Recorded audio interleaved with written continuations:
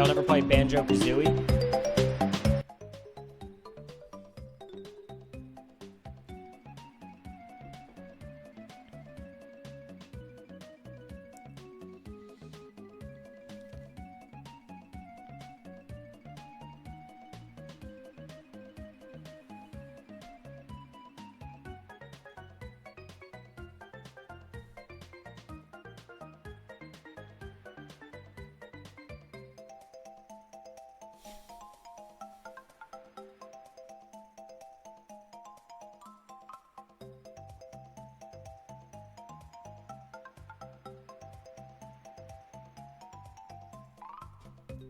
Sorry, I spaced out. What's up? What's going on? Sorry, I was thinking of jokes in my head. To be honest, I blacked out. I had no idea I was streaming. We're lucky I didn't do some crazy shit. Just start stripping. I was lost. Girl, I'm not even kidding. I was in a different dimension for a minute. What's up, y'all? You know, at first, I was not going to do this stream because I was like, oh, it's going to be so lame. Like, what if there's people on the cruise? And then they've already seen my jokes. Then I'm like, that's going to be 2 to 3 people max. You know, I shouldn't dictate a good, or, you know, rule out a good stream idea because of the 2 people who are going to be, you know, in these 2 spots at the same time. There's at least 20 seconds. Good. Steph, you're one of them. So my mom understands what it's like to have jokes at her expense told by me. She's been in the audience for some of said jokes. I said that her having me as a child was her version of splatter art. Didn't make that much sense, but, you know, you can go with it. Zach's not going on the cruise. We tried to get him on, but they just refused. They said, I don't fuck with him. I said, I get it. What's up, Kate Bear? Thanks for the 18 months. Guys, I just found this out. This might surprise you. Like, this is news to me. Kate Bear is actually Caitlyn from BB15, who I wasn't a big fan of at the time, but, you know, it's nice to see her in chat. How are you, Caitlyn? Send me a DM after last stream.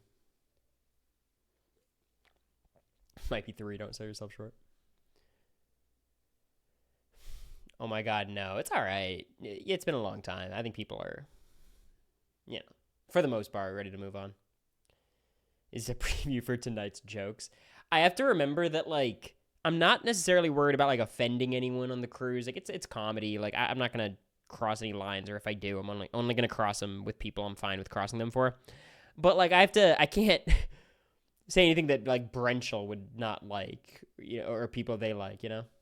What's the context of this cruise? I'm glad you asked. So, about a year ago, almost a calendar year ago, they announced the Big Brother cruise was set to set sail this June, this coming June.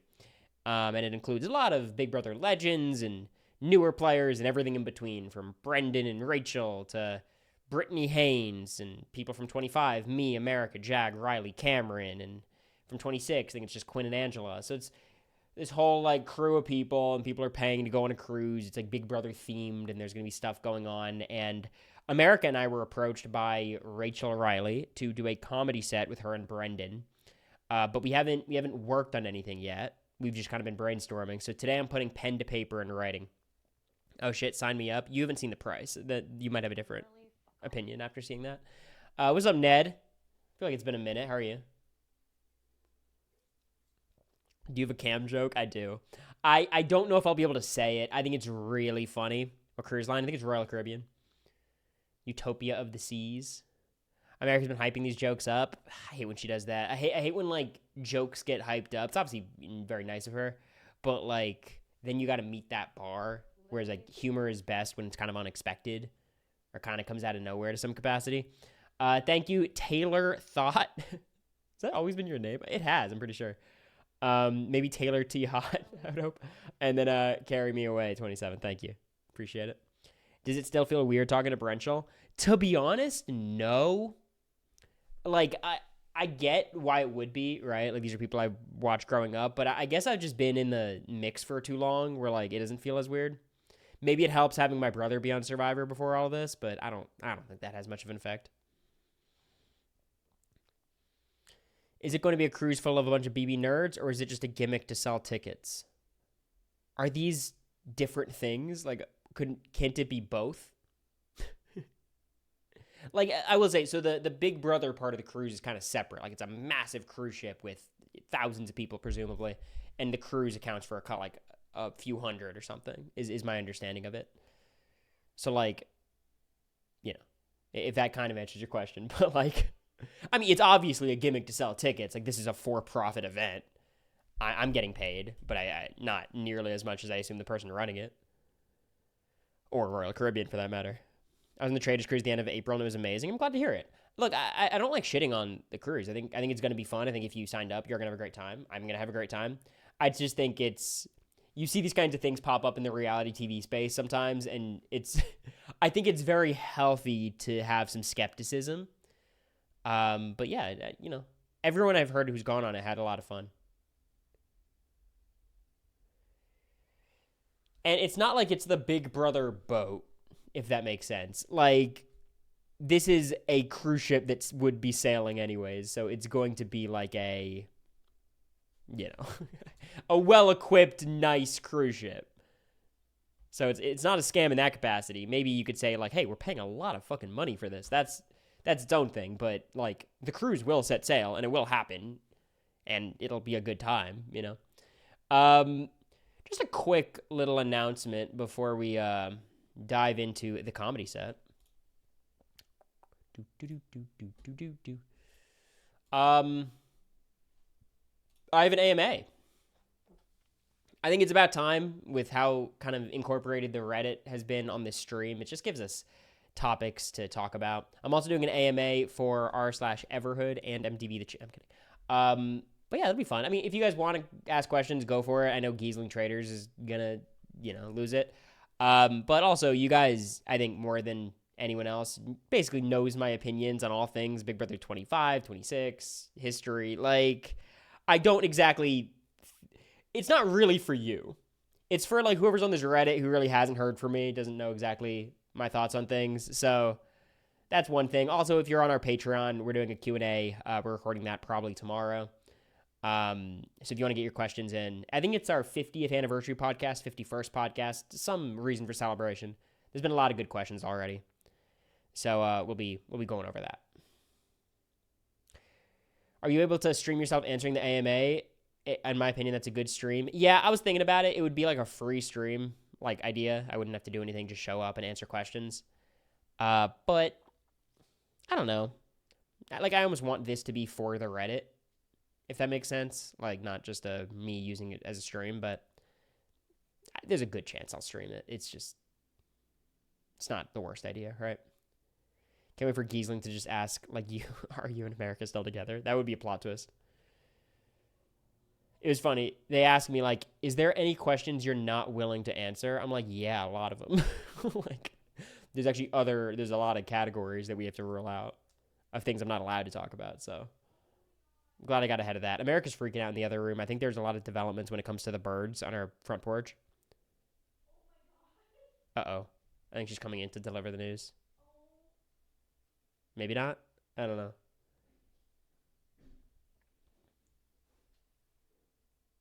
America! They can see you, by the way. What happened? No. He, like, swooped down at the end. She says the bird tried to fly out and fell to the bottom. What's Everhood? One of my favorite games ever. One of my favorite indie games. Nah, I'm sure the bird's fine. And also, America's talked a big game about, like, kicking the birds out of the nest and reclaiming her porch. And the second the bird leaves, she's like, oh, what a bird. So, yeah, look, again, not to put her on blast, right? But I think that is somewhat notable. So yeah, we're doing the AMA on Tuesday. Should be fun.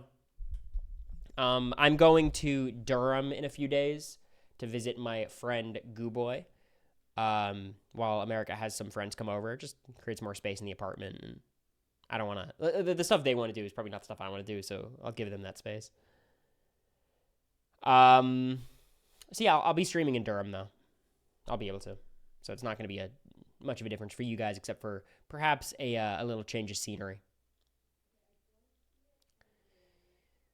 Anyways, are you guys ready to talk some comedy? I've been to Durham twice now. Once to visit Duke and once to visit Goo Boy. Do you drive that in one day? Probably. Depends on what time I leave, but you could always book a hotel the day of. It's like $80. It's fine. Okay, taking your golf clubs, of course. Whenever I hang out with Goo Boy, we got to golf. Okay. So here we go. I'll zoom for you guys. Well, we'll make this all bold. Times New Roman 12. I'm actually not going to make it bold because that's going to throw off my spacing. Double spaced for sure. So what we were told is it's about like a 20-minute block that me and America have to fill. We were given the option to like stand up there with Brenchel and do it or kind of have our own thing. We decided to kind of do our own thing just because it'll be easier to plan instead of like me, Brendan, Rachel, and America having to like know how to play off of each other and space out our jokes and all that kind of thing. Like, I think that was a good idea. So it's going to be like a 20-minute block. In my experience, writing speeches, if I'm trying to fill 10 minutes, that's usually like 4 pages double spaced. The fact that it's all jokes means it's going to be like shorter than that. Just that's kind of how it works. There's going to be more pauses, for comedic effect and maybe, pausing for laughter, and just the overall like flow of the speech is going to be a little bit slower. I know you guys haven't seen me in this element before, but I think this is where I'm most comfortable. I really enjoy writing, not necessarily comedy, but just writing in general. What I like more is like writing about a serious topic and then injecting comedy in there, whereas like this is literally fucking stand-up. But it's fine. Wondering if I should watch this or save it so I don't spoil myself. I don't know. I think it'll be fine. Like, you'll still be able to hear Brenchel's jokes for the first time. Okay. So these are the jokes I have so far. And I need to figure out how to put them in like a story frame where like a joke flows into another joke instead of just having like 9 different punchlines. So I think this joke is the first one I start with. So basically the bit here, and I'm going to need you guys to help me with some research. I'm going to list, okay, so, hello everyone. It is such an honor. I'm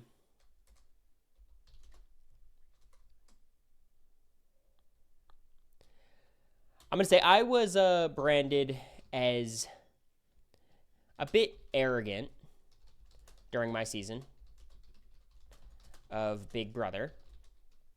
But am I writing America's parts to do? No, I'm just going to write a lot, and then we'll see how we want to divide it, and if America wants to add a ton of stuff or a little stuff. I'm just going to try to put in a lot of usable content here. I was branded as a bit arrogant during my season of Big Brother.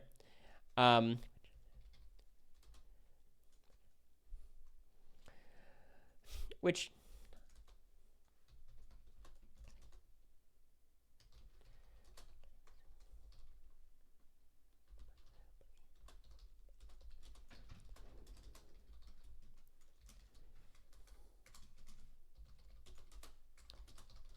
Y'all are super lucky to be able to witness, not fitness.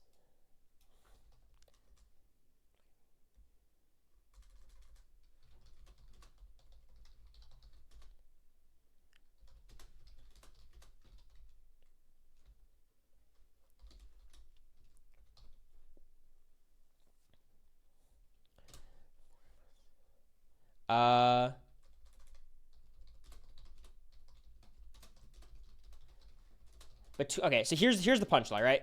Basically, what I'm going to say is, between the 4 of us, we have won 14 HOHs and 7 vetoes. I mean, that's Big Brother royalty there. Does that understand? Does that make sense?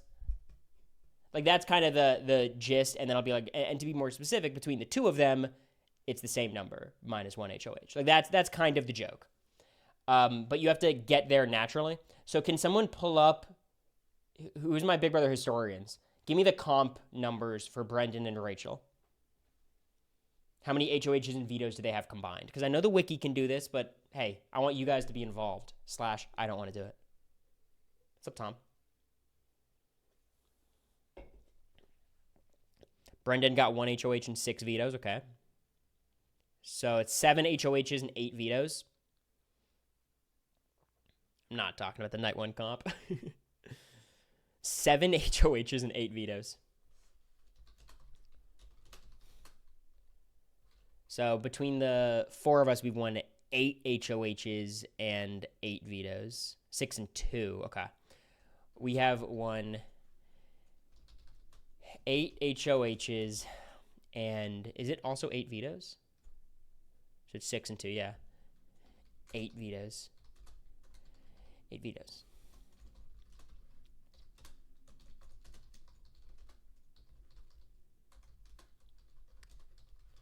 So I do a lot of this in my writing where I write it in an extremely casual way, but it's because it's conversational. You don't want to sound like you're performing at the audience, more so you're like talking to the audience in what happens to be like an eloquent conversational way, right? I think it's a really hard line to walk is when people write conversationally, but they're clearly like memorized and it's scripted. They have a very difficult time like acting like they're not just reciting a script, which I think is probably my biggest strength in speech is I'm able to like pretend essentially and make it come off pretty natural. Do you have any favorite comedians? Not, to be honest, I don't like stand-up comedy. I find it kind of corny sometimes. I like I don't even know. Like I'm not a John Mulaney guy. Pete Davidson has his moments, but yeah, I'm not a stand-up comedy guy.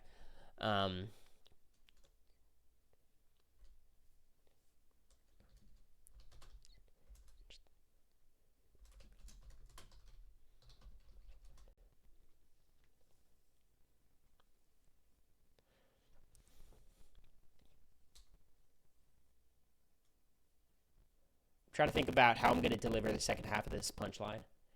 We have 8 HOHs and 8 vetoes. That's Big Brother royalty type stuff.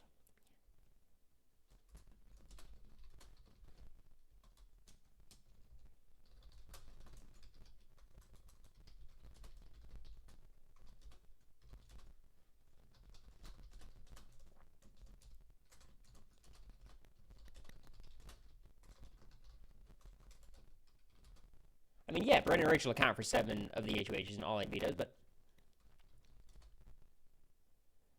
Mike, gotcha.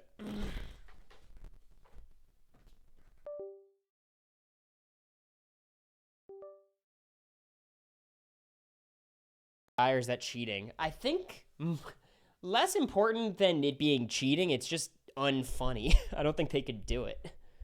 But yeah, no, I'm not. No, I would take that personally. Like AI can't do what I do. I mean, yeah, Brett and Rich account for 7 of the HOH and all AB does.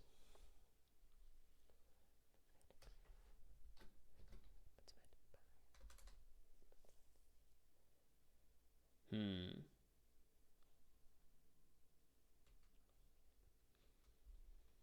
Hmm.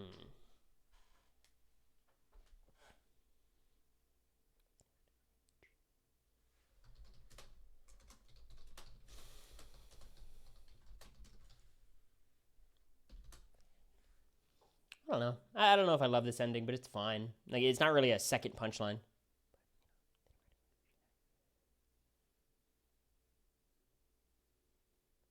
I will say, when you guys put jokes in the chat, even if they are funny, I'm not gonna put them in. Just a warning, okay? Just like I here's the thing. Again, I'm pretty arrogant, right? I try to be pretty aware of my arrogance. In this specific spot, I'm extremely arrogant. Like I was just the best at this in the world for like 3 years straight. like even again, even if your joke is funnier, I'm not going to take it cuz the ego will not allow it.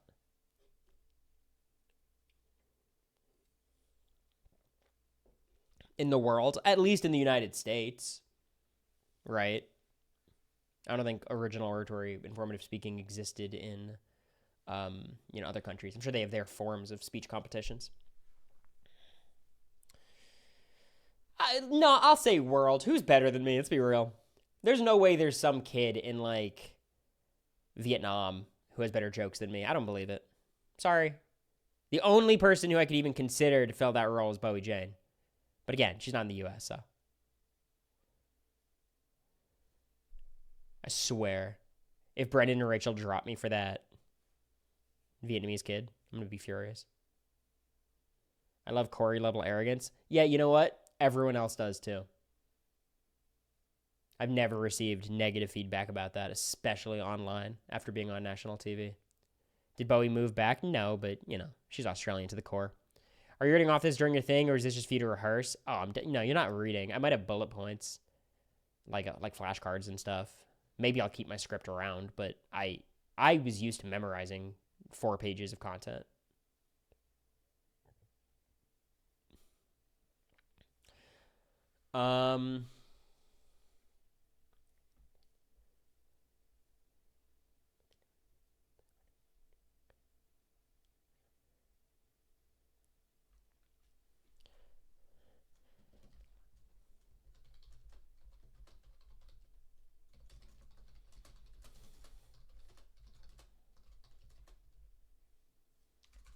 I'm trying to segue to the cuddling during competitions joke.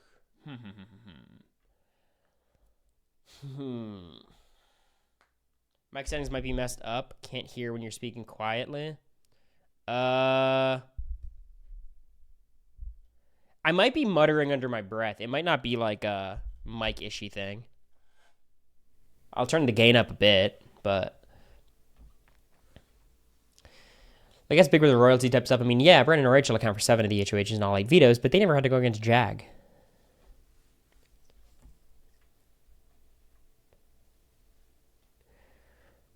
So basically, the cuddling at the endurance comp joke is going to be like, in my goodbye message, Suri criticized me for cuddling with America during an endurance comp. And to be fair, Brendan and Rachel would have done the same thing if they weren't winning the endurance comp. You know what I mean? Like that's the place I'm trying to get to. But I could also get to this joke from this joke, which isn't entirely thought out how I'm going to do this one.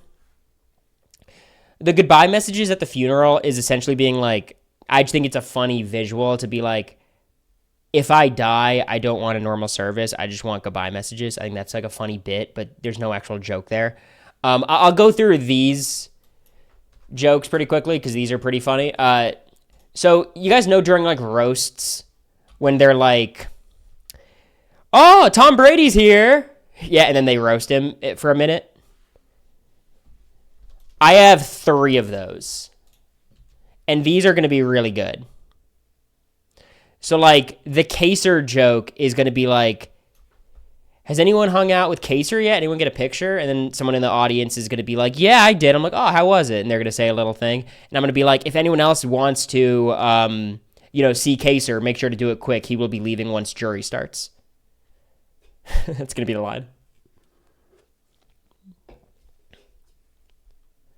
So I think that's a good one. I feel very confident about that. It's funny. That'll get laughs. It's obviously not crossing a line. So that's that joke. Are all these people guaranteed to be watching the comedy show? No, but like it doesn't have to be they're here in the audience. It could be like they're on the cruise. That's fine. I assume most won't. It's at like 9:15 in the morning. People are going to be hungover. Will people be allowed to film? Yeah, I don't care. I'm sure someone will film. Probably my mom, to be honest. So the Cam and Howie joke, I think, is really funny. It's a little bit on the line of if I can say it. The Howie part I'm fine about. The Cam part, I think, is even funnier. So basically, it's going to be like, I'm going to do that same kind of tone of like a roast of like, Howie's here. And then everyone's going to give a little bit of an applause, right? As you would at a roast. And then I was going to say, no, there's no joke. That's just a warning to all the women in the audience. So that's that joke. Which I think is funny.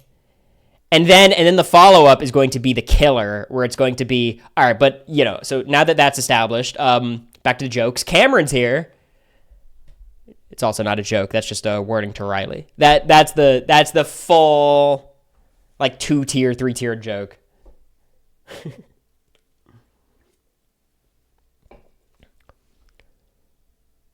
Right.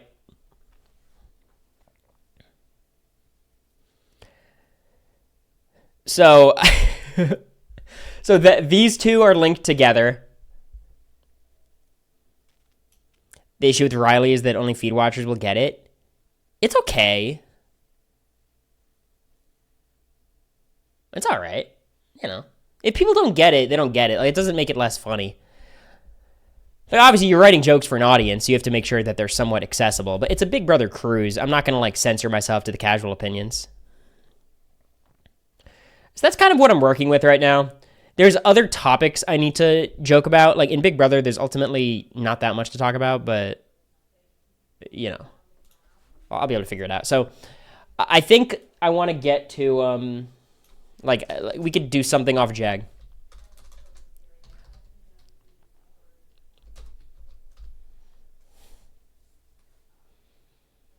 Hmm.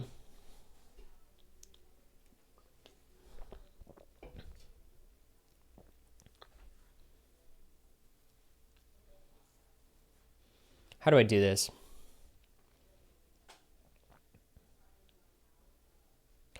The Riley joke also works for Matt. Yeah, but Matt's not going to be there, unfortunately.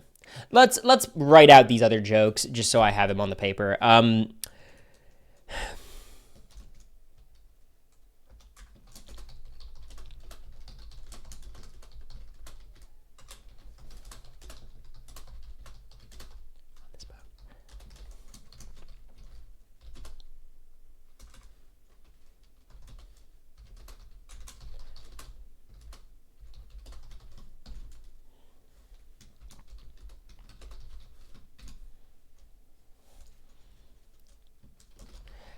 I script everything, by the way.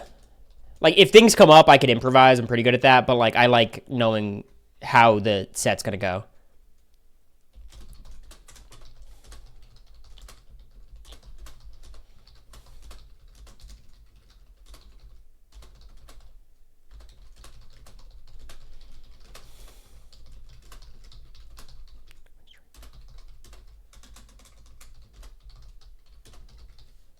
Okay.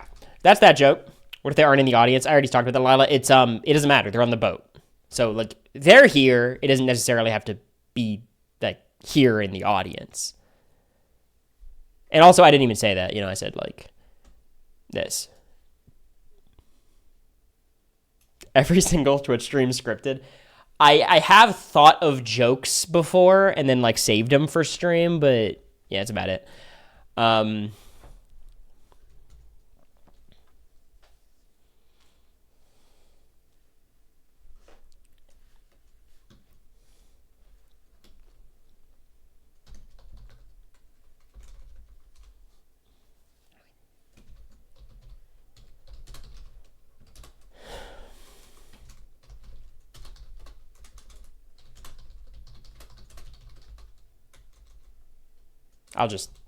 I don't need to, and I'll be able to remember this.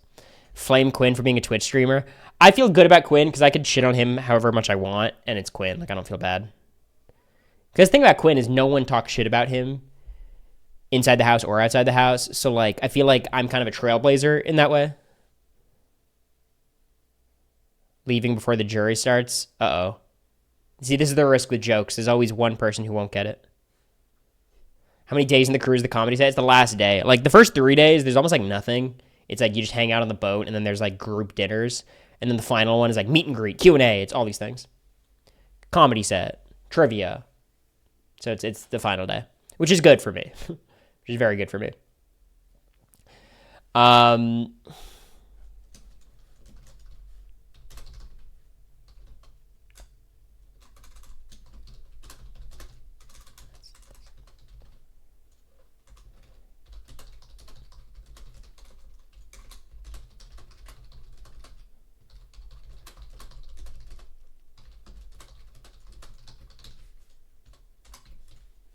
I'll do Hurricane Howie. Start a rumor about two people hooking up. I don't think you understand the spirit of the comedy set, Lila.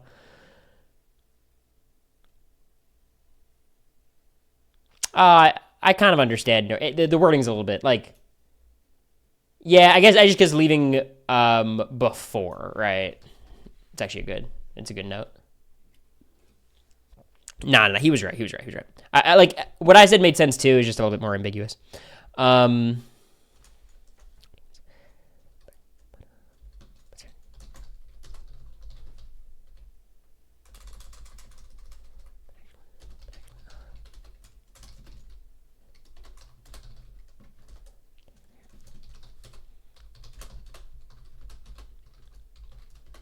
okay. So this is a good start, I think. Hurricane Howie's here. Oh, there's no joke. There's just a warning to all the women in the audience. But actually, Cam is here. That one's just a warning to Riley. Pretty good.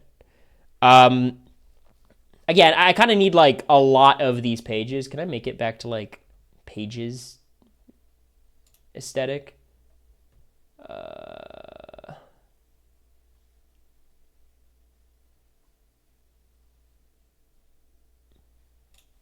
Okay.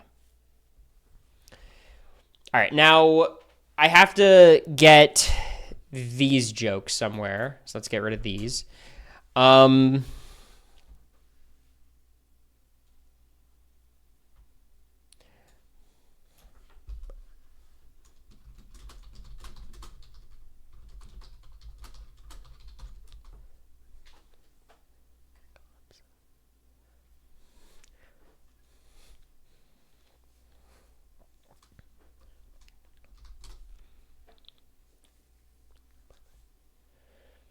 Cam's gonna storm out of there. I just hope his like family's not watching. um,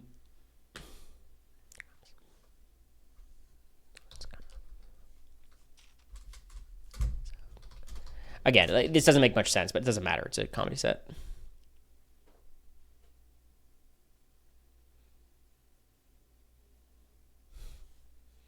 Yeah, it's the gist of it, Lila. America, Cory, Riley, Cam, and Jag. Is that it? Riley, Cam, Jag, America, Cory. Yeah, I think so. Yeah, I think that's it.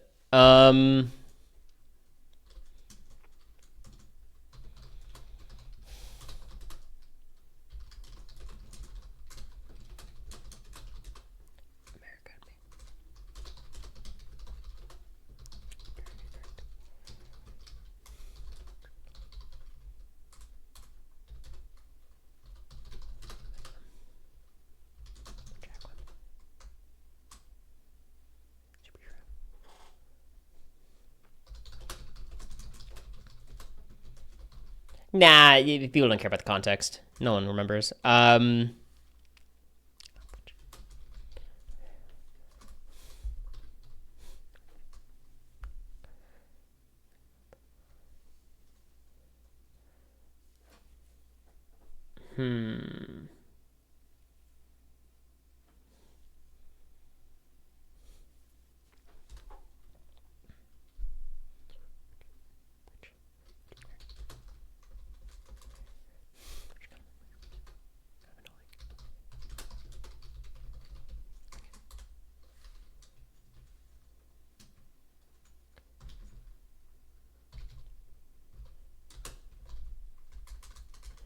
I'll gesture towards them.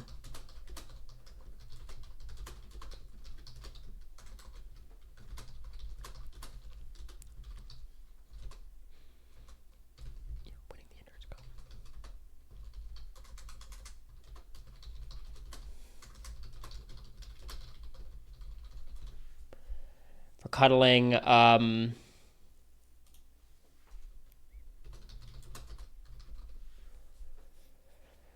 Cory ASMR YouTube. It's what I do. I mean, this is my process. I just decided I'd stream it because maybe I would get some ideas and I'd be able to like, because it feels like a homework assignment. So at least now I'm getting something out of it. America, is the bird dead? Did you get this confirmation? What's happening? Now that you're in chat. They're fine. They took off, but it was so scary. Amazing. I don't know if she's giving you guys the good version, and the truth is they're like dead, splattered on the pavement.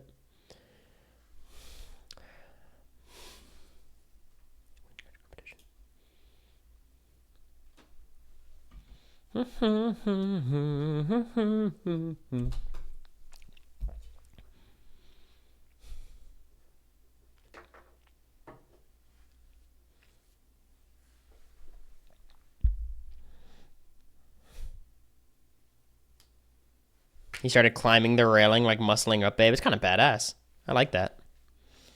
Okay, how do I get... So what's the goodbye message eulogy joke? Like, what really is it?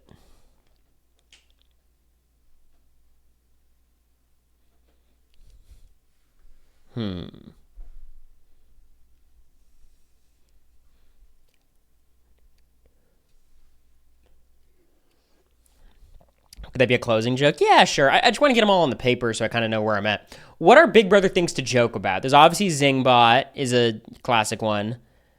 Goodbye messages is a staple. Julie Chen, I don't exactly know how I want to handle that. Because I don't want this entire set to just be roasting people, right? It's kind of... It could come off the wrong way.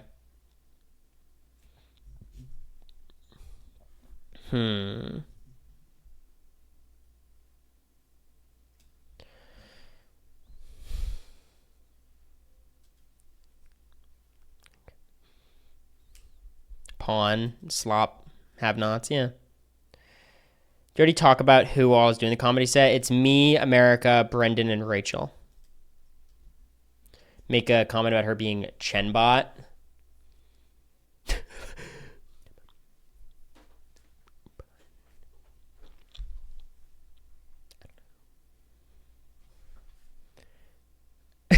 So the Chenbot joke would be like, you know, like people always joke about Julie Chen being a robot, but I actually believe it. Oh, I would believe it. Except the fact, like, whoever made the robot, why'd they make her religious? like, what's the utility in that? You know. But, like, is that crossing a line? Like, is that disrespecting the longtime host of Big Brother?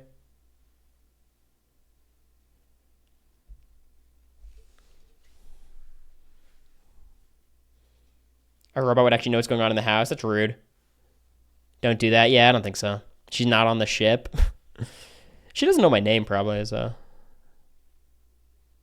Some might be offended. It's probably going to be a lot of very religious people on the boat. It's a lot of casuals, right? Which is like Midwestern or like Southern white women, frankly. Which is a religious demographic, for sure.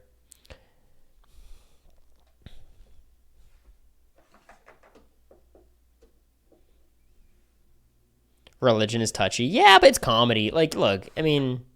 I'm not a proponent of like, oh my god, cancel culture is making it impossible to tell jokes, but generally, like, I think I have a pretty good read on things if they're crossing the line.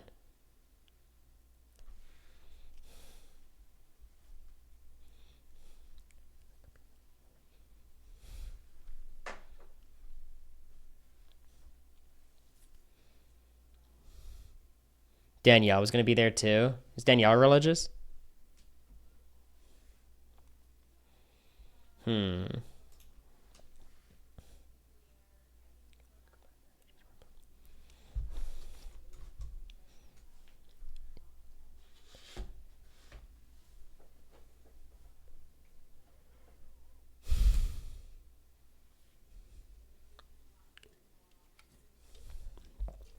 Traders, players, and the crews. Gotcha. I'm thinking if there's like a blue goodbye message joke, but like I just don't. I have to keep in mind like I need my jokes to be so unbelievably general because people like don't understand. Like even like blues goodbye messages to us were very memorable, but like to the average person, do they even fucking remember any of this? Probably not, right?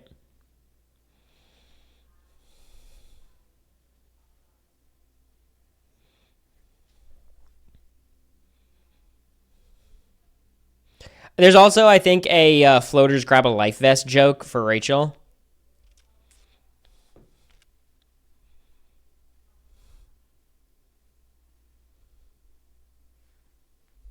Catchphrase she makes at the end of the show, love one another. Yeah, something like that.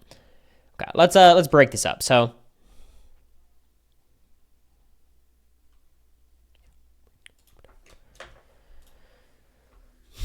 do your jokes have to be PG? No. Not necessarily. It's just a weird vibe because it's 9:15 in the morning. You guys are going to have to accept that this stream is going to be a lot of me silent. Just thinking.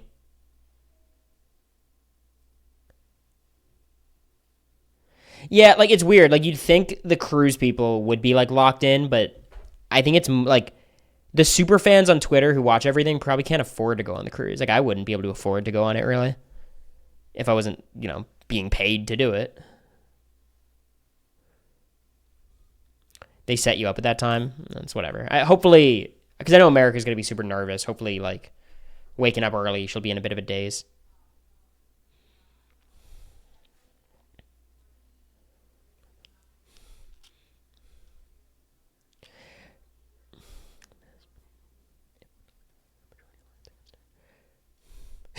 Okay, there is a joke I want to say, but this is like dissing Rachel, which is not the purpose.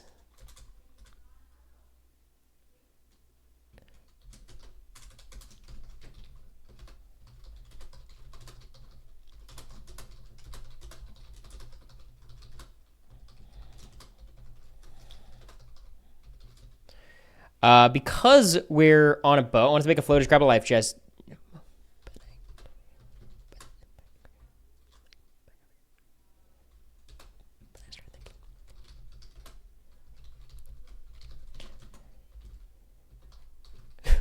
I'm not gonna say this. I do think it's kind of just a funny thought though. Like,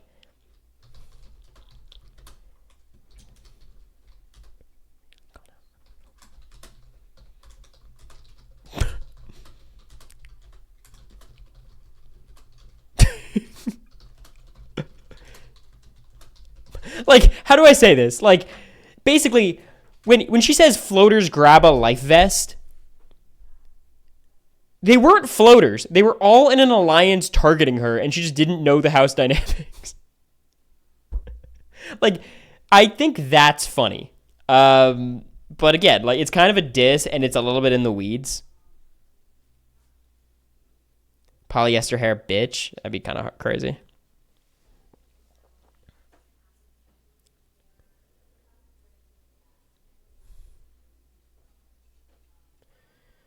Kristen technically wasn't. She was affiliated with Hayden. Yeah, I mean, they were all orbiting the brigade.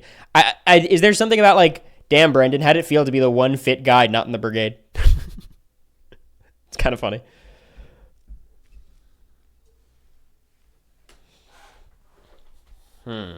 We both played with Surrey. There might be something there.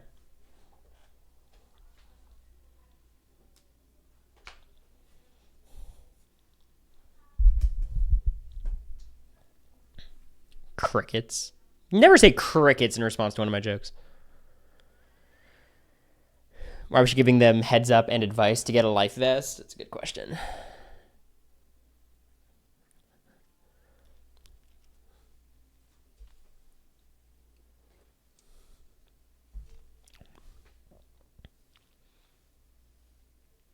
Back on Brenchel's good side, like Enzo is an easy target. I should just roast Enzo, you think, is the play? She didn't get to play with Surrey's son. Yeah. Okay.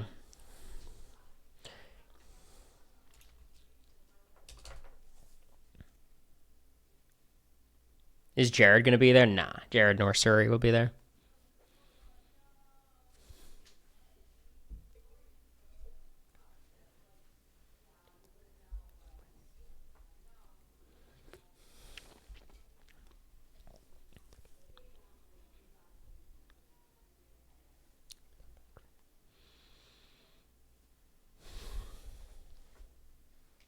There's a Jared joke in there. I don't want it all to be just roasting someone. I was thinking like,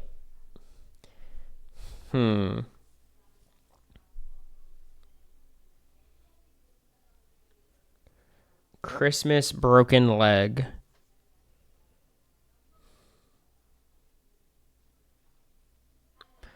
Name of Christmas's autobiography, Slip and Slide. I go all over the map.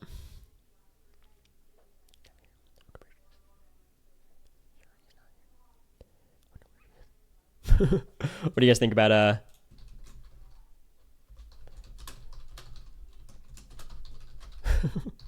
Suri's not here. I wonder why.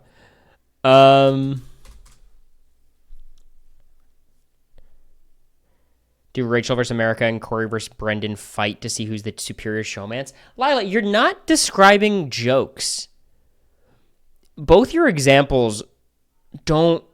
It's not even like they're not funny. Like, they could be funny. They just have nothing to do with the stream of the conversation. A mother and son in your season, and what would have been like to play with yours?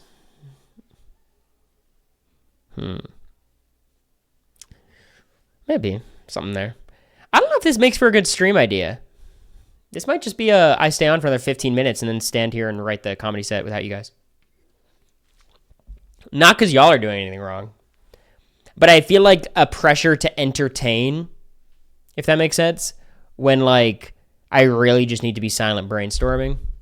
Probably should have came in with more ideas. But I'll sit here all night. I'll get it done. It's interesting watching the process. I'm glad.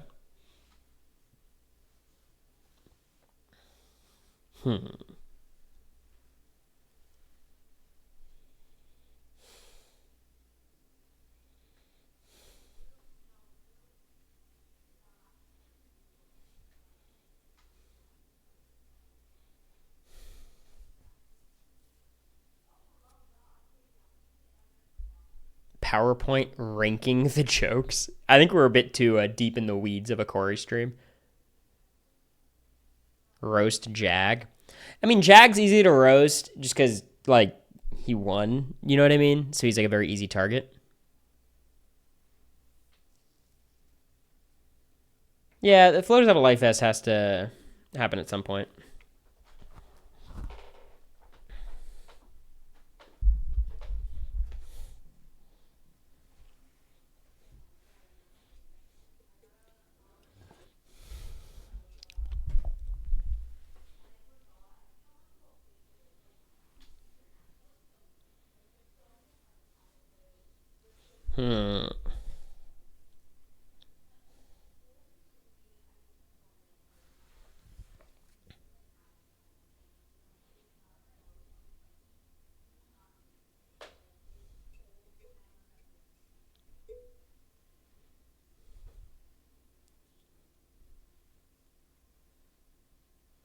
Brant Steele with the jokes being house guests. That's fire. Brittany being chained to Brendan somehow. That's again, it's just a little. I guess you could like have a line reminding people of like, remember in season 12 when. And the stream with some big D attempts. Nah, because the thing is, I have to recreate it every time, and it takes like 30 minutes.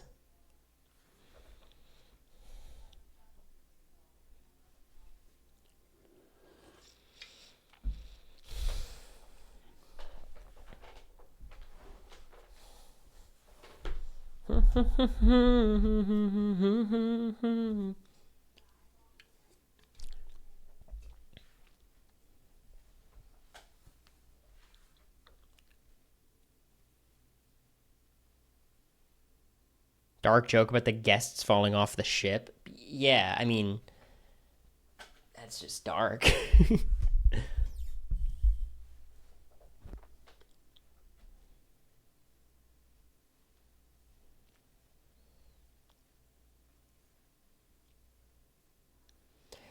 It doesn't have to be BB12 specific. It's more so like just general Big Brother jokes to talk about. Brendan and Rachel made final 3 on the Amazing Race twice. I couldn't even make the final 13 joke. It's not bad. Again, it's like I don't know if I can talk about that really. You know, like I feel like it's a little bit off limits. Maybe not. It's a cruise.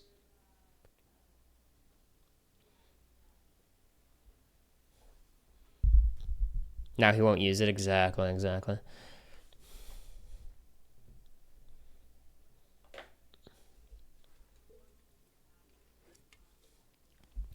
Are all the jokes going to be Big Brother related? Yeah, it has to be. I mean, it's a Big Brother event, right?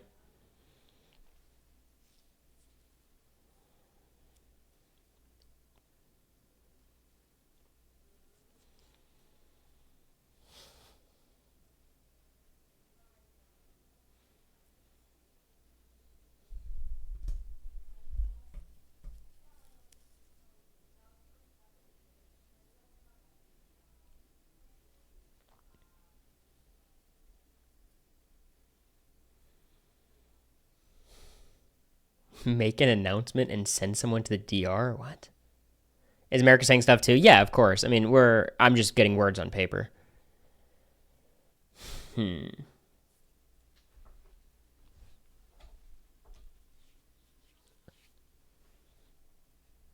feel like I'm getting spoilers.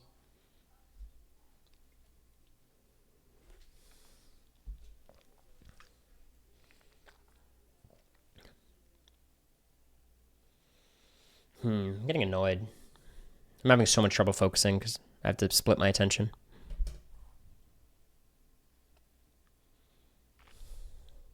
What jokes on other house guests? I just don't want the whole thing to be a roast. I think that's kind of a dickish thing to do. Unreliable's joke wasn't even on the show.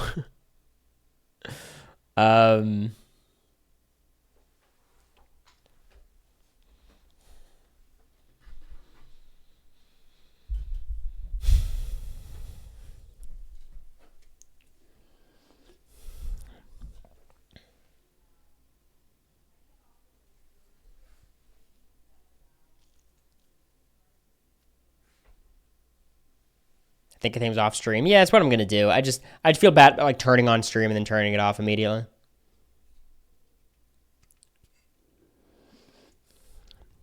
You could always roast yourself somewhere too. Yeah. No, it's just hard to think of any of them in this setting. OTEV, musical chairs, something with that. Like, I mean, these are all fine ideas in terms of like just Big Brother style things, but basically you're just giving me a subject matter and it's like, all right, from there you have to think.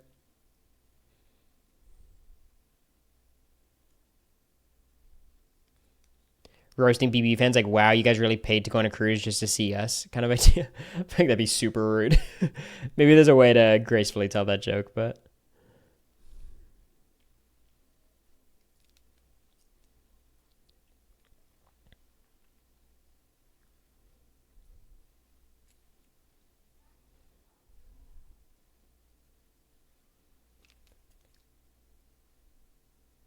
Janelle harming James and OTEV. I think there might be a joke of like, you know, if you guys don't know, everyone who's on the cruise, it's Janelle's entire alliance and Rachel's family. I've said that many times, but I do think it's just a funny observation.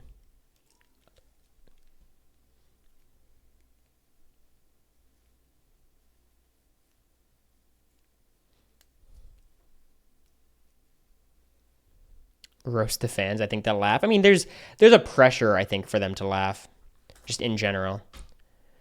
Let me go to the Reddit and see if there's anything to discuss before I end stream, just to give you guys something.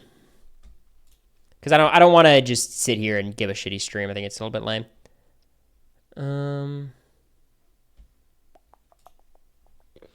Brittany and Danielle are still going. I don't think Danielle is going anymore. Danielle Reyes is a bad player is a post on the Reddit. It's a big take. Let me talk about this.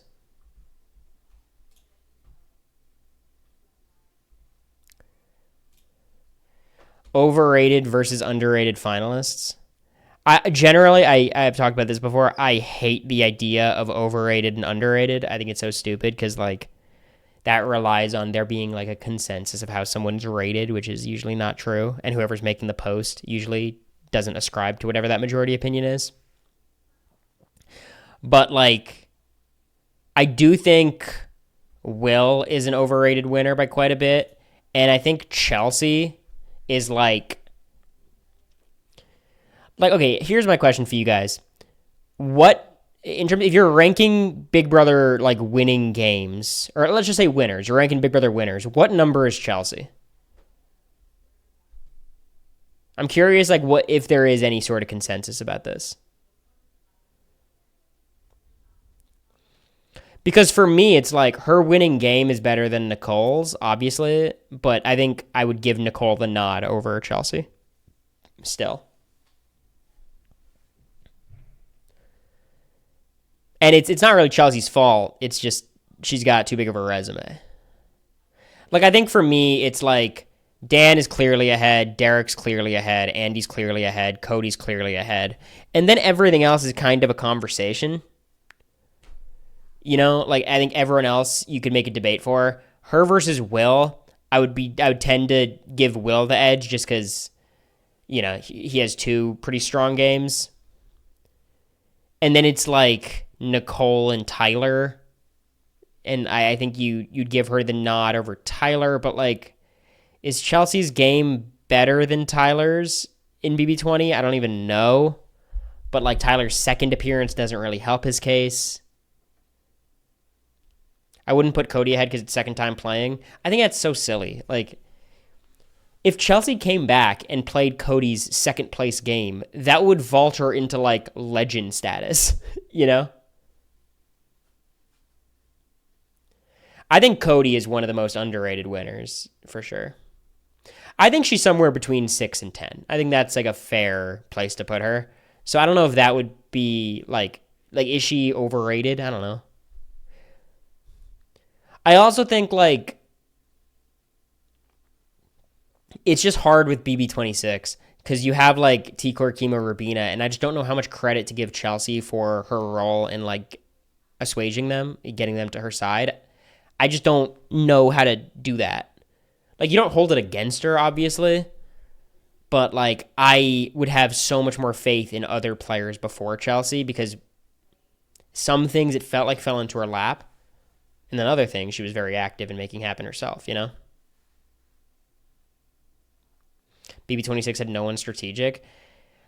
I don't even mind that as much. It was just, like, this combo of, like, no one was strategic and, like, the non-strategic players just, like, arbitrarily decided to be loyal to Chelsea till the end. And maybe it's not fair being like arbitrary. Like it's not arbitrary, it's her social ability and stuff, but it just didn't feel that way watching the feeds with Chemo and Rubina and even T-Core. Taking down Chelsea's game is really putting down the other players isn't her fault. No, it's not her fault. And like having how many seasons have like multiple good players? Like that doesn't happen. You know, like 26, I think, was a pretty weak cast, but, like, the 25 cast wasn't that much better. 24 cast wasn't much better. 23 is pretty good. But, like, most seasons are pretty trash. You could argue the same for Andy's season. Definitely not. I mean, I think BB15, for what it's worth, had, like, a ton of savvy game players. Like, a ton of people actively trying to advance their own position who are self-interested, willing to lie, play the field. They all just sucked, but I think it's, like, the exact opposite between 15 and 26. There's a Reddit post calling Derek F a criminally underrated player. I could understand it from the perspective of like the pendulum has swung too far into like he's the worst player of all time when like he's not. But I think it's like you have to make a lot of arguments in bad faith, being like he actually was not bad at these things, and like you could tell the person writing it doesn't really believe it.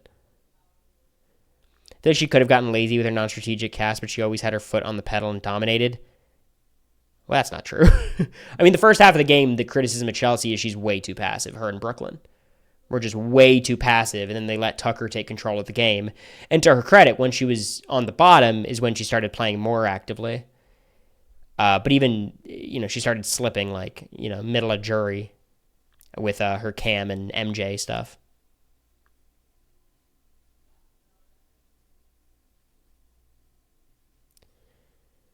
I think part of Big D's perception is I think he might be one of Terran's least liked players ever. I believe he gave him the first ever hero on the stock watch. I do think Terran plays a very pivotal role in Big Brother discourse, especially on Reddit. Like, I do question how many people watch the feeds versus just listen to the live feed updates. It's not a criticism. I've done that several times. More often than not, even. But, like, it could be in worse people's hands. Like, Terran's a pretty good commentator. Like, he has biases like everyone, but I think he does his homework,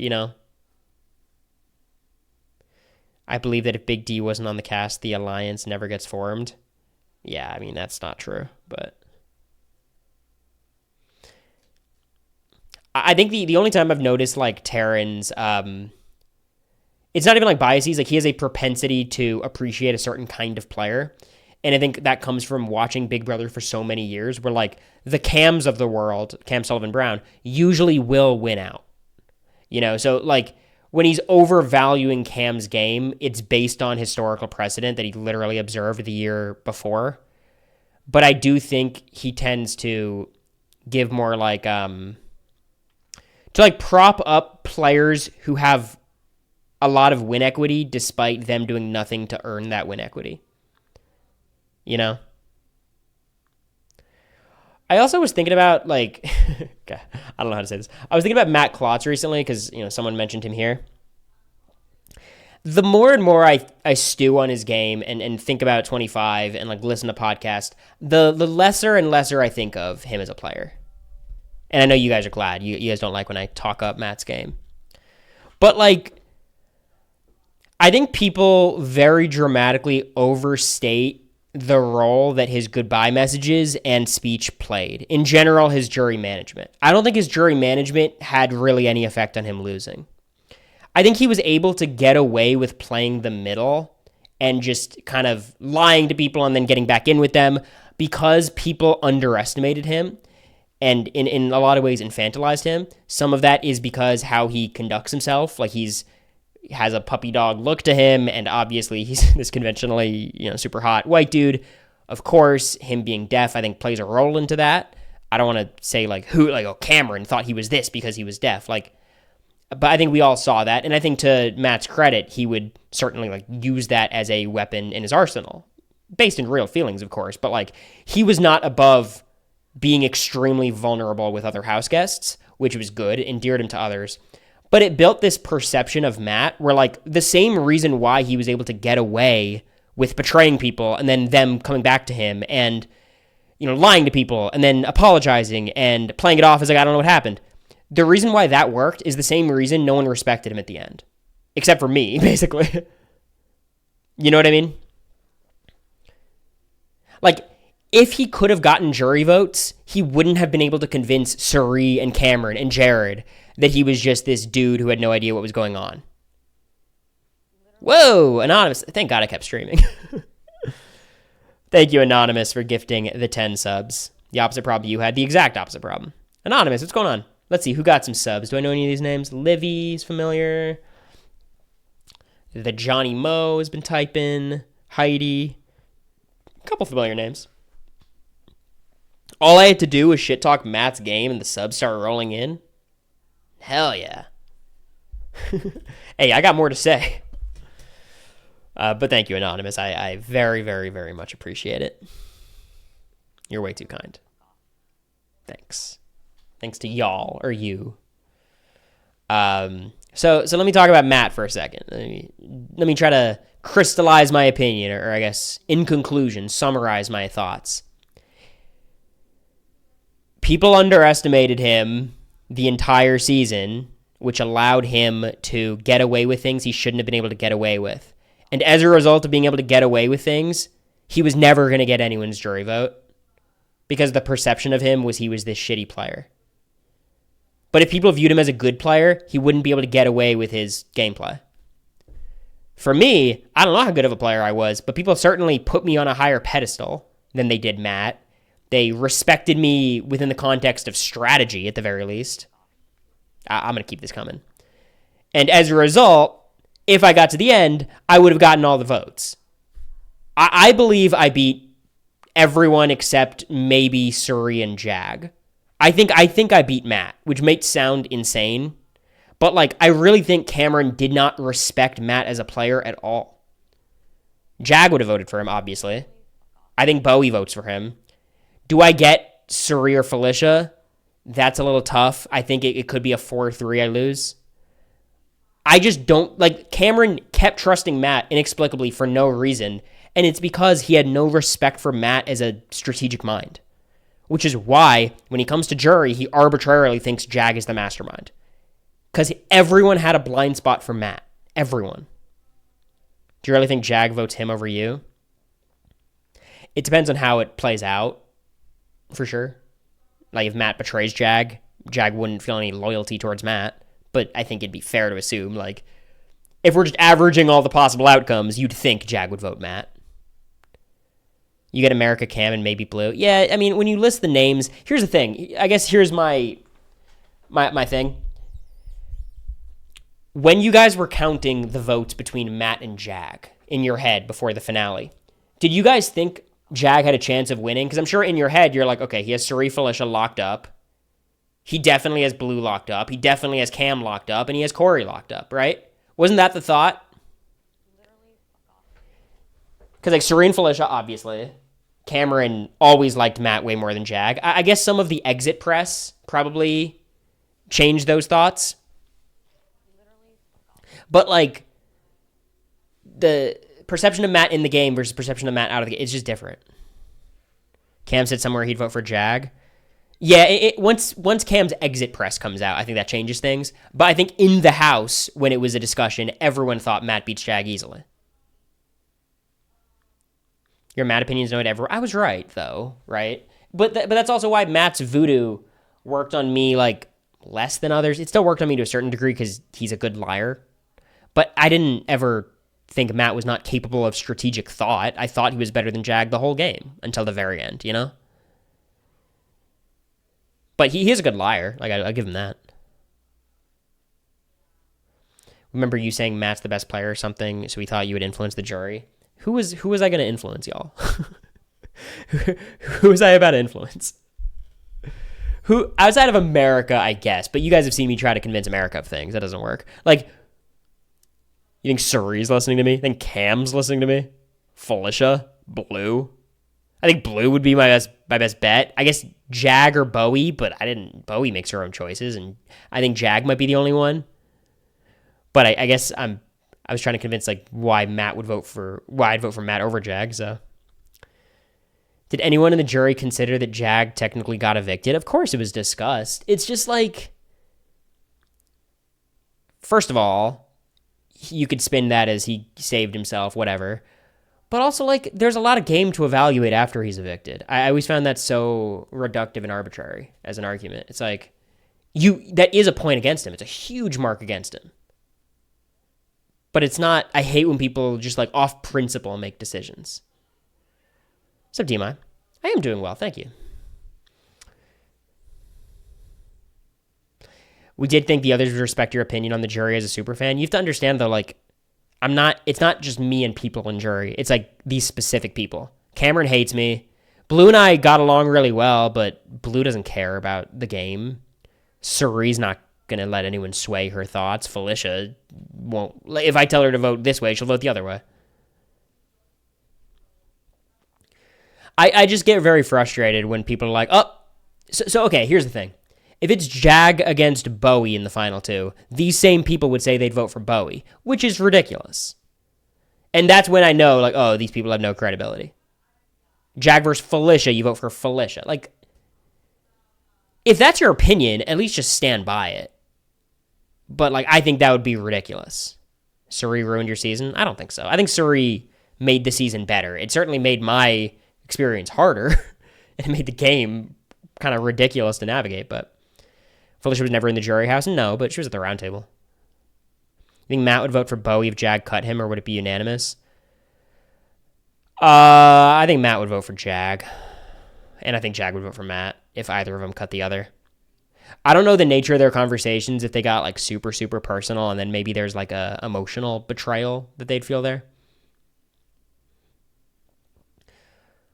But yeah. I think Suri ruining the season. It's like the best part of the season was when Suri was in charge. The best part of the season was when that power structure flipped. But like, I think the problem is like once Suri was out of power, she did, I think, become somewhat exhausting to watch. In the same way, like Me in America got exhausting to watch because we were just showmancing and Matt was saying all his shit and Cameron's Cameron. Like, I just think, you know, as much as she was trying to win, she wasn't really trying to win because she had no chance of winning. And if she gets to the final two with Matt wins. I'm sorry. Like, Matt's speech would not have been as bad because the questions would not have been negative towards Matt. They would have been like softballs. I would have voted for Matt unless Matt gave a terrible speech like he did. But like the reason Matt's speech was terrible was because we were propping Jag up with questions, then giving Matt clear indications we weren't voting for him.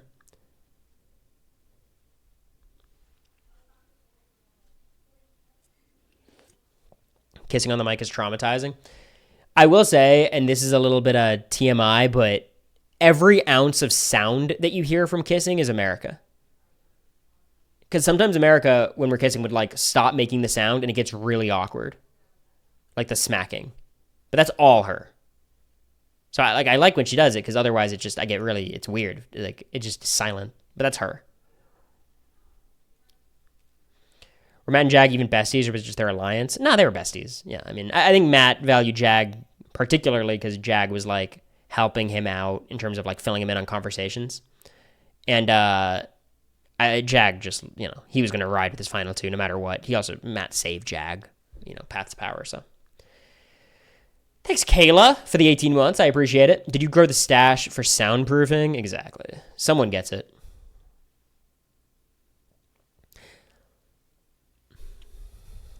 I get very frustrated listening to like Big Brother 25 commentary, especially when it comes to Suri and Jag and like, oh my God, they were isolating Suri and the Felicia thing. I understand that was unnecessary at the Final Four. That's ridiculous. When it was like, oh, Suri hated Jag. Like Suri like came in a jury and was like, Jag's the best player by far. Also, I'm voting for Matt. Like that always just frustrated me because I don't know what was. I think that was just like a misconception.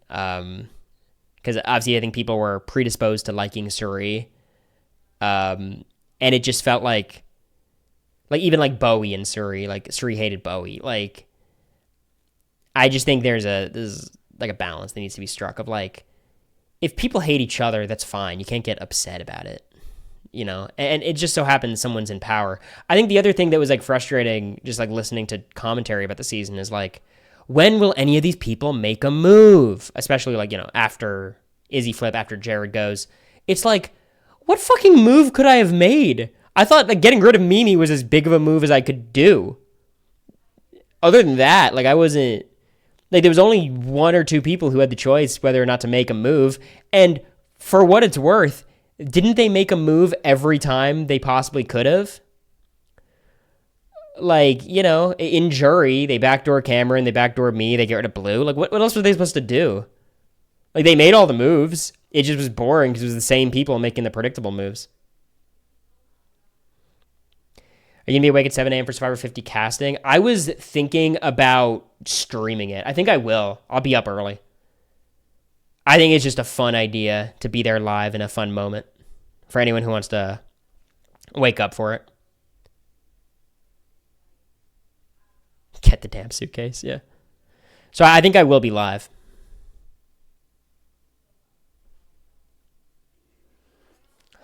Thoughts on your Genius Game recap episode with Christian coming out the same day as Survivor 50 cast reveal. I don't know. Hope you like the episode. What do you want? But yeah, I'll wake up. I think it'll be fun.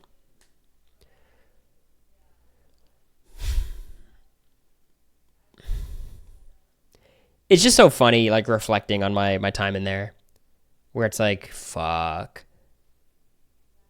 There was nothing to do the whole time. It's just like, okay, so one of the big criticisms is, like, not working more with Felicia and Mimi, but none of us won comps, and Mimi just didn't like me, which is like, okay, that sucks. Felicia didn't like, okay, so then I'm supposed to kiss ass with Jag and Matt more. Well, they were going to keep me over everyone except Blue, or even Blue, and then Blue wins the veto, and then like, okay, so I should have roped in Bowie more, but Bowie never targeted me, She wasn't like loyal to me, but like I was safe on her HOHs. And then it's like, okay, so I work with Suri. Oops, voted out her son. My bad. Okay. I work with Cameron. Ooh, no, he has a thing for America. That's tough. Like, I don't know. In some ways, it like puts me at peace where it's like, okay, kind of was what it was. Like, I guess the play is ride it out with the crossroads, I guess is, at least then it's like a whole different world. You can't say there's no hope on that side because we know how little hope there was on this side. But obviously in the moment, it's the right decision. Is he talking to himself? Just, I mean, that's what streaming is. talking to yourself with chat injections every now and then. Vote Felicia instead of Mimi and then win HOH. Yeah, that's a real thing I could have done. Get out. Shit, who? Like, I win the final 7 HOH after Mimi's evicted, and then put up Matt and Jag. Jag wins the veto, and then what? And then I put Suri up, I guess. You have to do. You can't put Bowie up because they'll vote Bowie out.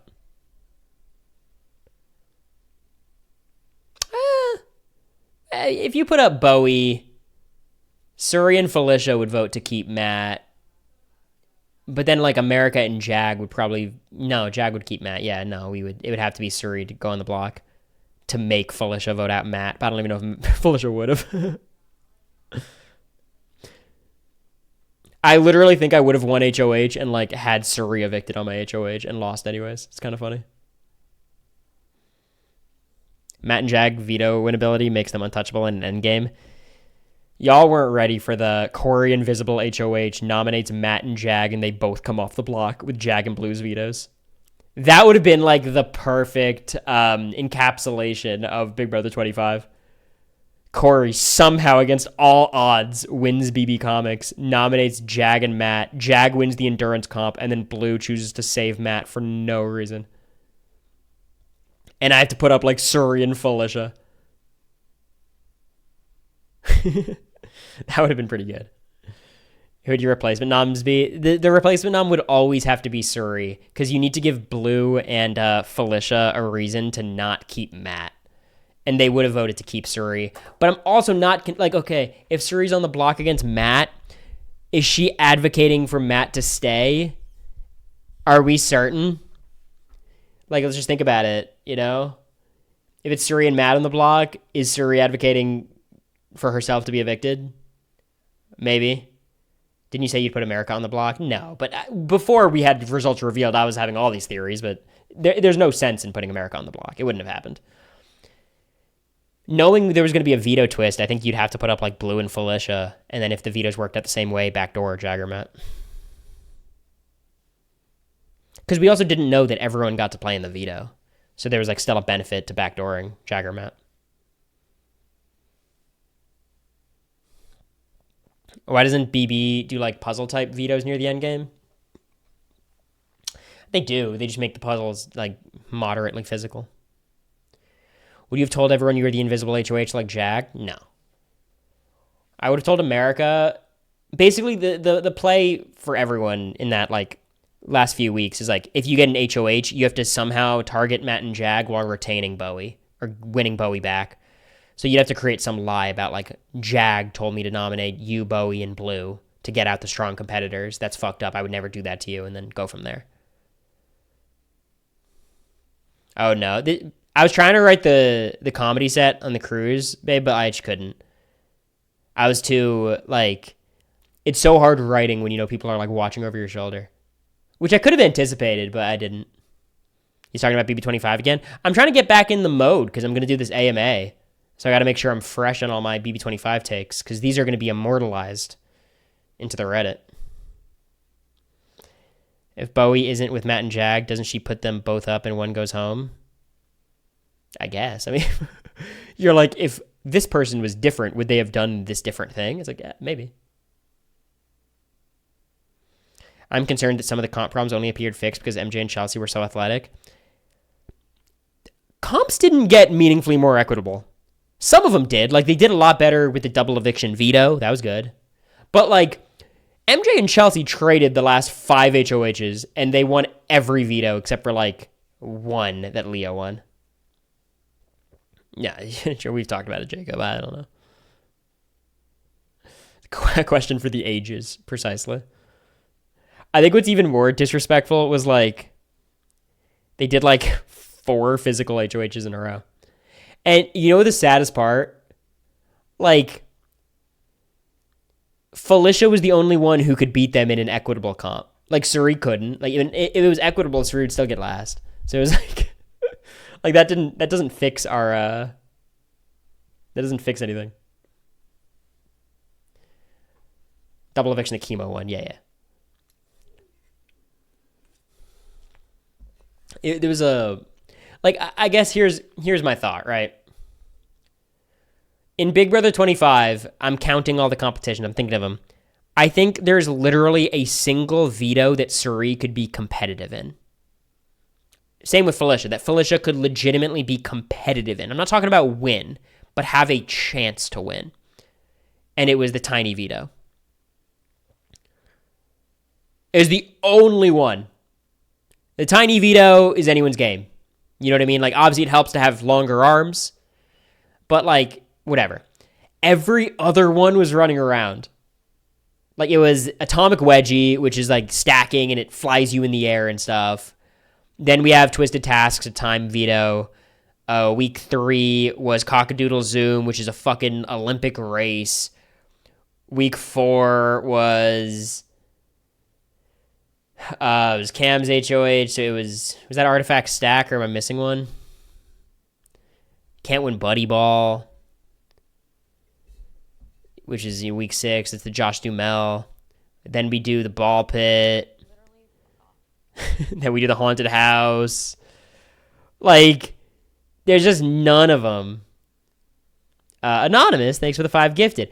I'm telling you, as much as you guys might not like the discourse, Anonymous loves it. That's 25 gifted subs on the day. What's going on, Anonymous? One day, I'm going to find out who Anonymous was.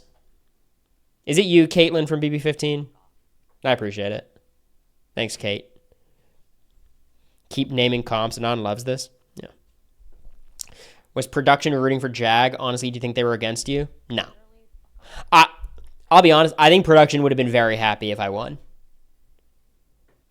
I just think they knew the comps. First of all, Jag was better positioned. Kind of. Jag and Matt, I guess, were better positioned. But, like, I got a good edit. And if they thought I was going to win, they would have given me a mastermind edit that I didn't deserve. But I think they were fine with me winning. I don't think that was a problem. I think they really wanted to prevent, like, America from winning. I don't think they particularly wanted Blue to win. Bowie. Outside of that, I don't think they cared. I don't think they wanted America to win because they viewed America as causing all the problems in the house, you know, by being harassed. They really wanted a you versus Suri moment. We had the moment. You know, I think they got that. But I do think they were able to read the room at some point and be like, all right, it's probably Jag, and they started giving him the win edit. Also, people like, there's a reason why Jag was the strategic narrator in the diary room. Because what the fuck was Matt gonna say? Like, Matt, like, Jag, for what it's worth, like, knows how to explain his game. Like, I don't think they had usable stuff for Matt or Bowie. It's also insane that they knew the comps were terrible and made changes the next season. I think it's a little overstated how more equitable 26's comps are, but I think in general they did a better job. It was an improvement.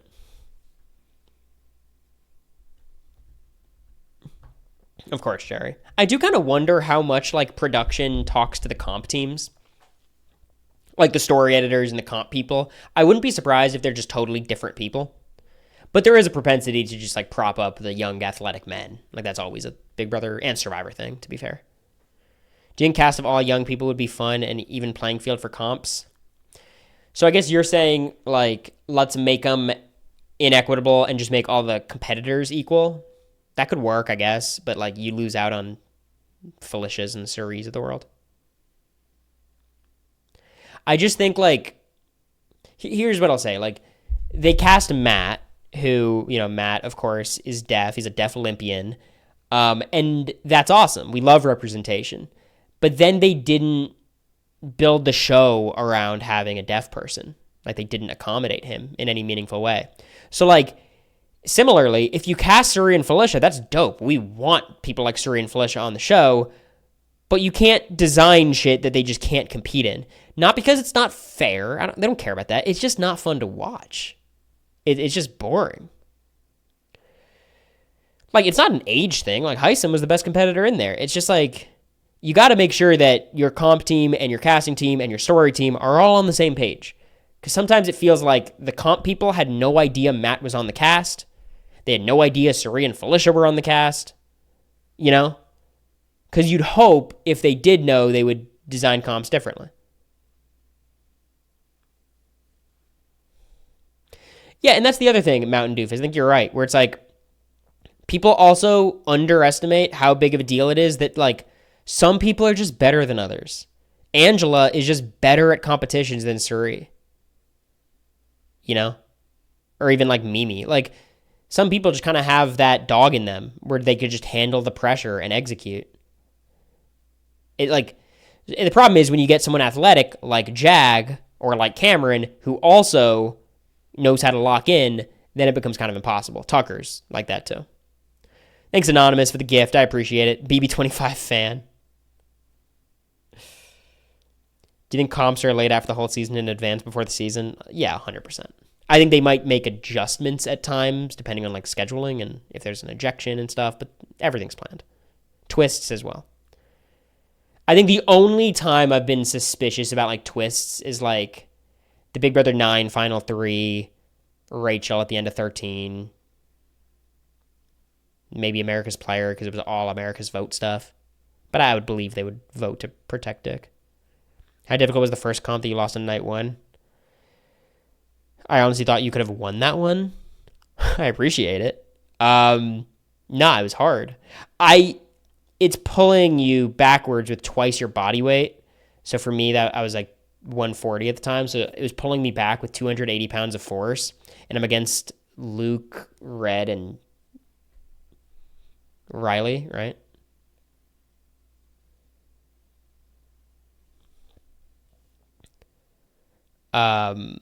And like the funny thing is for that comp, they told us to like make sure you're gripping the thing really hard before we say go, because it's going to start pulling you with the force the second we say go, and we don't want you to just fly off. That'd be lame and weird for the viewers. So like make sure that like you're holding on tight before we're starting. So I took that to heart and my fingers became literally numb. Like I was digging so deep into the grip that like I could not feel like both my index fingers until like week 7. It's insane. And Riley was good. I mean, she was an athlete in college. Yeah, I mean, I think now I'd have a better shot, but like I wouldn't be surprised if I would still lose against everyone. I thought I put up a good performance. I hung on for a long time. It's like shit. I guess the problem is like I picked that comp and like every physical person was going to pick it. So and then I'm arbitrarily sent to the nether region. It didn't really look like it was pulling you. No, it was literally 280 pounds just yanking you the other direction to which you're holding on. Why'd you pick that one? There's not that much logic to it. First of all, I thought it would be more like a dead hang. I didn't realize it was horizontal. I thought it was like vertical, in which case I thought I'd have a better shot just because even like if you're a big dude, they're going to pull you with so much more force. And also, it's the premiere night. Like, I wasn't worried about going on the block. I thought it was just for HOH. And I wanted to win the first HOH, but it's the day of. You're like, whatever.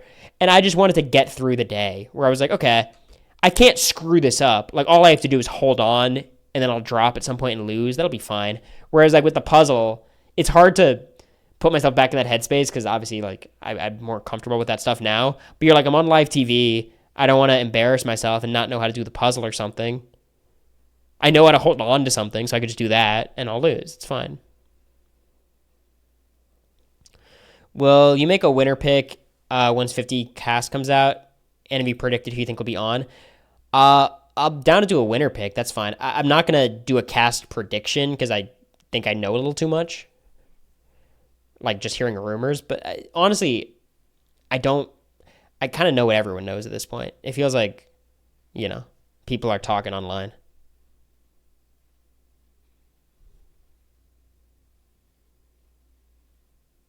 Not everyone can do a puzzle night once. No, Jared certainly can't. I'm excited for the Survivor cast. I think it's a smart idea announcing it. Like, I wonder if that's going to steal Survivor 49's thunder more, or if this is a good idea. So, like, it's not going to be just speculation all of 49. Like, we'll just know who the cast is.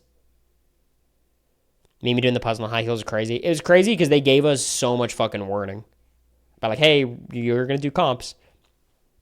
Then they describe the competitions to us. And she still goes for that competition knowing she's in heels. Like the only one you have to run for.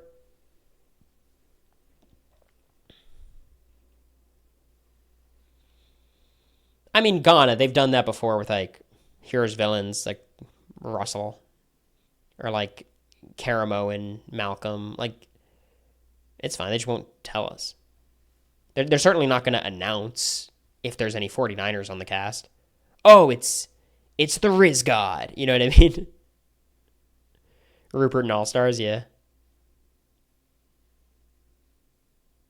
When do you think the next BB returning season will be? Even just a few players returning? I mean, my prediction is there... Okay, if you were to say, Cory, do you think there's going to be an all-star season within the next 5 years? Meaning, from 27 to 32, will we have an all-star season? My guess would be no. I think it's more likely we don't have all-stars over the next 5 years than we do. 1 or 2 returnees, I could see that popping up in like 2-3 years.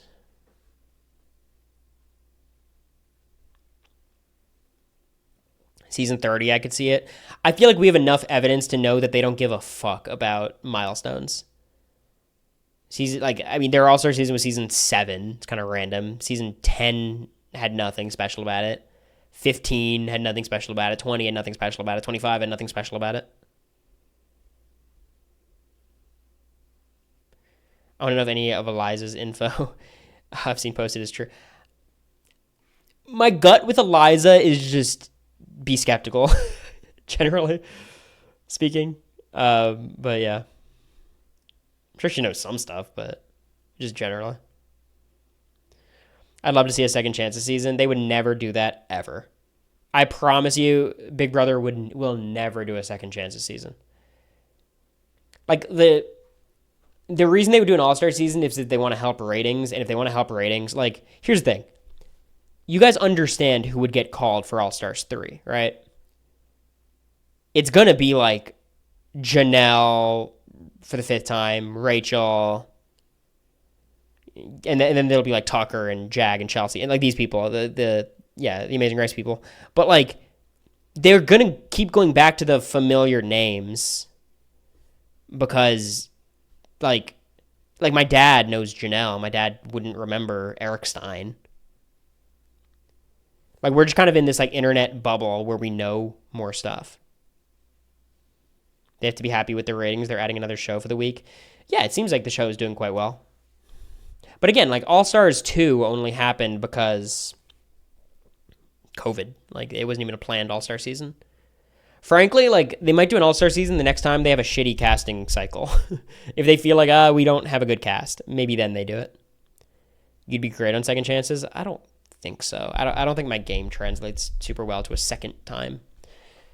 Also, I am not extremely well connected, which would be extremely important. Shima's not making it. I think it's unlikely. The people who would really appreciate second chances are going to watch anyways. Yeah, like, you don't got to appeal to the super fans. They're going to be there no matter what. You got to try to get, Mara Sue, who hasn't watched Big Brother in 5 years. You're trying to get her back, not keep Cory watching. You have the one connection that matters, Bowie Jane. God. They should have Bowie host a comp. I think she'd be a really good comp host. And you could build, like, something around DJing. I think it'd be fun. Screw Mara Sue. Hey, careful. It's my grandma's name. That's why I used it. How dare you? How dare you? The fact they didn't use her for DJ Scroogey is fucked up. How many did she host in 25? I think only one, right? She hosted a Cockadoodle Zoom. Did she get another one?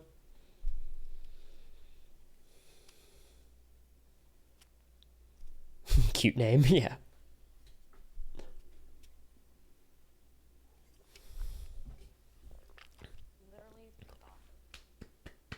What's going on, Miss? Is it just me or am I cooking this stream? Am I on fire? I feel like I'm just doing a cash talking to the audience kind of tight beat. But I guess I'm just killing it, huh? Thank you, Anonymous, for the, what was that, 30 gifted over the stream? 30 big ones? We're almost at 300 now. 281, pretty good. I appreciate it. What time is cash reveal on Wednesday? It's early. It's like 8:30 a.m. Eastern or something. 8 a.m. 7 a.m. Eastern, so that would be... Oh, God, that would be 6 a.m. Central. Shit. That is early, huh? 8:30 a.m. Eastern, so it'd be 7:30. That's not that bad. Okay. That's not as bad. I could do 7:30. 6 was pushing it.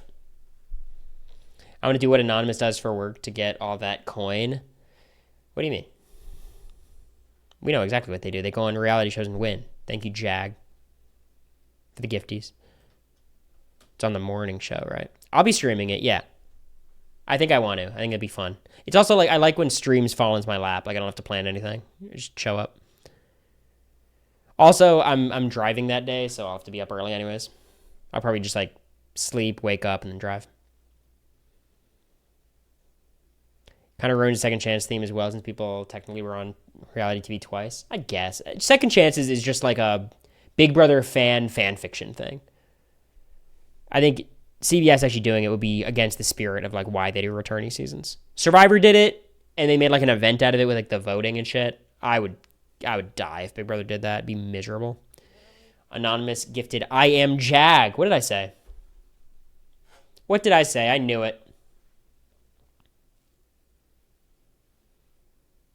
But thank you, Anonymous, for the 31st gifted sub, or 32nd gifted sub of the night.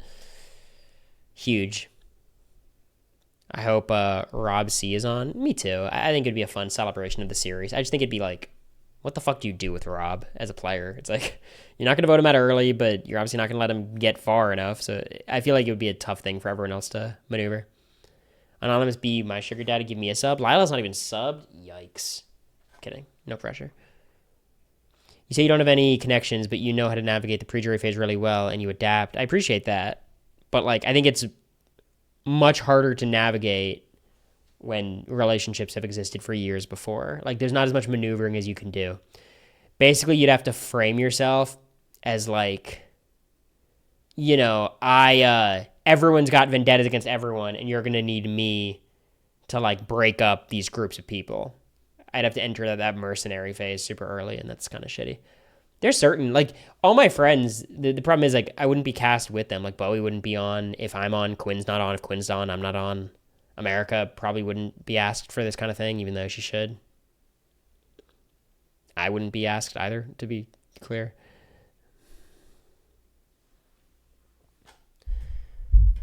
Carson, my prediction for this cast is, like, the vibe I'm getting is, like, Survivor production had a vision of what this cast would be, and then CBS started putting their paws on all of it. You know, and being like, ooh, what about these big names? Like, that's my prediction, frankly, being vague, because I really don't have much information. Like, it's basically just what's online, but that was the way that I'm reading it, is like, if Jesse Tannenbaum and Jeff Probst were making the cast, I think it'd be very different if, like, CBS wasn't able to meddle. Suri does not need 5 chances. I mean, at least Suri's good TV, I guess. I just think, like, her game doesn't work on a return. Like, it worked on Micronesia, right? It's just, like, she's going to do well. She's not going to be out early. She's going to get pretty deep, and no one's going to take her to the end because it'd be so stupid. Like, why would you take Suri to the end? You could take her to the final 4 for all you care. Like, it doesn't matter. It's like it sucks because she has so much skill and so much talent, but, like, these end games just really don't benefit her. Like, it's like structurally the format disadvantages Suri. I don't know how she gets over it. Like, literally the only way to get over it is, first of all, the traitors, where it's a whole different game, and Big Brother, she had Jared and Izzy to basically give her a chance in the end game, which is why when she lost them, it was like, all right.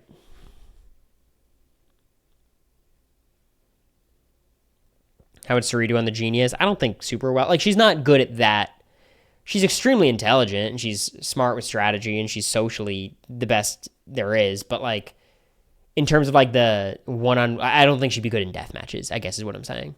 And in terms of like the main matches, she would need like a Hyunmin or like an Andrea or Izzy or someone there to like do the strategy parts of it, like the in the weeds kind of stuff. I'm obligated to always root for Suri. Suri's not like a bad person. There's no reason not to. She's a very likable presence on these shows too. Christian and Dwight are my top picks from Survivor for the Genius. Yeah, I think Dwight's probably that person. I think Charlie would be really good too. Something I never understood about your game was we were told in the show that you were like a fantastic debater. So why, when you were on the block, did you not try harder with your debate skills to convince them to keep you?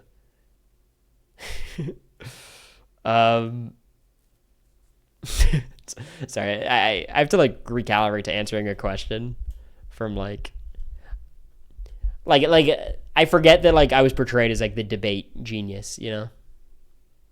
But I campaigned pretty hard, and like being a great persuasive speaker doesn't matter when I'm on the block against America. You know, like there's no reason for anyone to keep me. Like it was, if anything, you have to use that persuasive speaking before I'm on the block. But that was kind of checkmate, unfortunately. Just the way you phrase the question is kind of funny. Because, I mean, that's what Julie asked me in the exit interview. I don't want to act like you're dumb. But it's like I am really good at persuasive speaking, but that doesn't exactly translate to, like, this. You and Fish Peck ganging up on Zach was funny. Yeah, I thought that was a good time. But actually what happened was I was in love with America, so I threw in the towel. As you guys know, if I wanted to stay, I could have, and I probably would have won the next HOH. So, you know. If I just wasn't so chivalrous, maybe I could have won. You know? Gotta really think about it, I guess. Cory only flipped the vote on Izzy because he was thinking with the wrong head. It's like, no. No.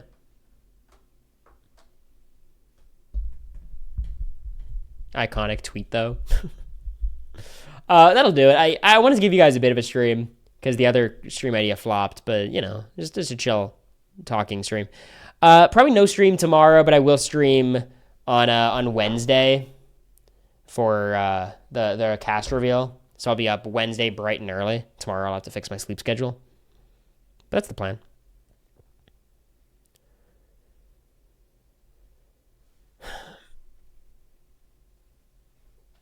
But that factor, at least 1%.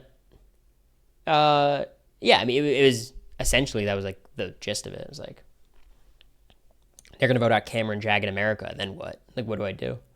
But I think it was less so like they're trying to break me and America up. I can't have that on my watch. I'm assuming Q&A podcast tomorrow. Yeah. That'll happen. Jacob responded. I just feel like you could have used your persuasive speaking skills more, though. That's all. Yeah, I guess so. Okay. I mean, again, I did try quite a bit. I'd certainly did a lot of talking in that house. I think, here's what I'll say. I think most people's criticism of me is not that I talked too little and tried to persuade people too little. I think the bigger criticism would be you talk too much / your pitches were bad. Like, I've never heard the, Cory, you should open your mouth more. Yeah, and America makes a good point. Like, I wasn't allowed to keep campaigning once Bowie told me to stop. What was I supposed to do? Disobey? Like, that doesn't sound like me. Especially when a powerful woman is telling me something. I feel like it's my duty as a feminist to just listen. To take a seat back. People like me have spoken long enough, you know? It's time to sit back and listen. Your jokes hurt your game too often. Can we stop pretending like anything hurt my game other than competitions? Because look, all my mistakes happened and they were real, and I fucked up so many times. I did so many things poorly, but none of it mattered. So, you know. Oh, if only Cory did, you know, twists. Even the twist didn't matter. Like, the twist not happening, we still would have the same comp outcomes. I didn't want America out, by the way. Cory was just my favorite on the season. I wanted him to win. I appreciate it, Jacob. Here's what I'll say. If I'm on Big Brother again, I'm going to speak extra persuasively for you, okay? Deal? We go with that? Does that sound like a plan?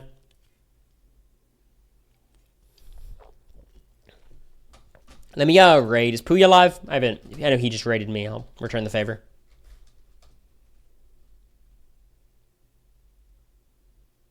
This channel has follower or sub only. Well, go in there and follow him. Is he not live? He's not? Well, that's awkward. Let me cancel that. Who lied to me? Dwight. I'll raid Dwight.